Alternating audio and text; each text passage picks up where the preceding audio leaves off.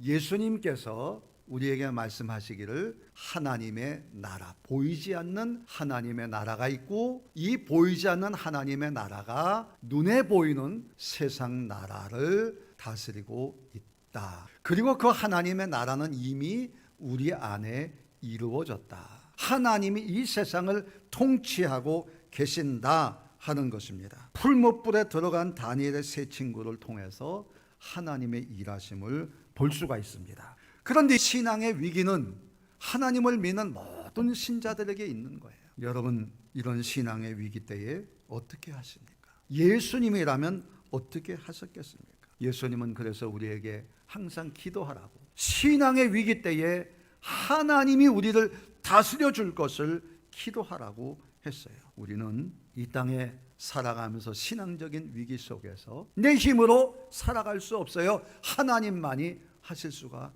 있어요. 하나님의 통치를 바라보는 하나님의 백성이라는 거예요. 하나님만 섬기겠다, 능히 너희를 내 손에서 건져낼 신이 누구겠느냐. 마귀가 끊임없이 이야기합니다. 이 모든 어려움을 하나님이 하실 수 있을 것 같으냐? 하나님이 우리를 구원하실 것입니다. 구원하지 아니하실지라도 우리는 신상 앞에 절하지 않겠습니다. 하나님의 통치를 믿는 믿음의 선포를 하는 겁니다. 예수님의 십자가는 바로 하나님의 통치를 믿는 믿음의 선포예요. 땀방울이 핏방울이 되도록 기도하신 결론, 내 뜻대로 마옵시고 아버지의 뜻대로 하옵소서. 내 영혼을 아버지 손에 맡기겠나이다. 하나님의 통치를 믿는 믿음의 선포, 바로 그것은 십자가에 죽는 것입니다. 신사참배를 거부한 주기철 목사님은 일본 경찰에 붙잡혀 가셔서 끝까지 하나님만 참신이라고 하다가 죽임당하는 순교를 했습니다. 우리 교회의 조현종 집사님은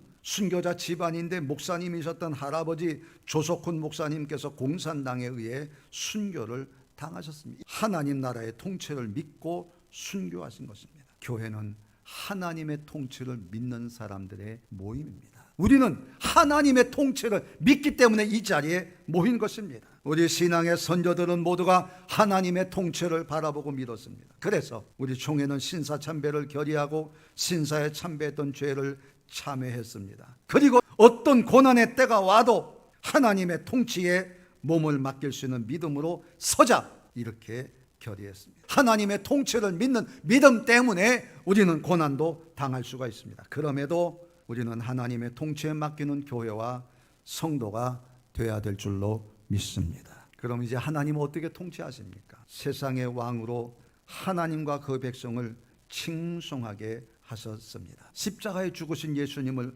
보시기를 바랍니다. 하나님이 다시 살게 하셨습니다. 하나님이 통치하신다. 세상에 그 엄청난 권력 앞에서도 하나님의 통치하심을 증거하시고 하늘에서 하나님 보좌 우편에서 우리를 다스리고 계시는 것입니다. 성령 하나님이 오신 것은 하나님의 통치의 삶을 우리에게 허락해 주신 것입니다. 하나님의 역사는 지금도 계속되고 있다는 사실을 믿으시기를 바랍니다. 우리에게 겪는 그 신앙의 위기와 어려움들 왜 없어요? 그 어려움 앞에서 하나님의 통치하심을 믿고 선포할 때 하나님 여러분에게 큰 은혜로 함께 하실 줄로 믿습니다. 여러분, 하나님의 통치하심 앞에서 멋진 여러분의 인생의 마지막을 써내려가는 여러분 되기를 주의 이름으로 축원합니다. 오늘 성령 강림 주일입니다. 세상 나라 아무리 강력해도 이 세상 나라를 다스리는 것은 하나님이시고, 오늘도 하나님의 나라를 믿고 살아가는 여러분에게 하나님의 크신 은혜와 축복이 함께하기를 주의 이름으로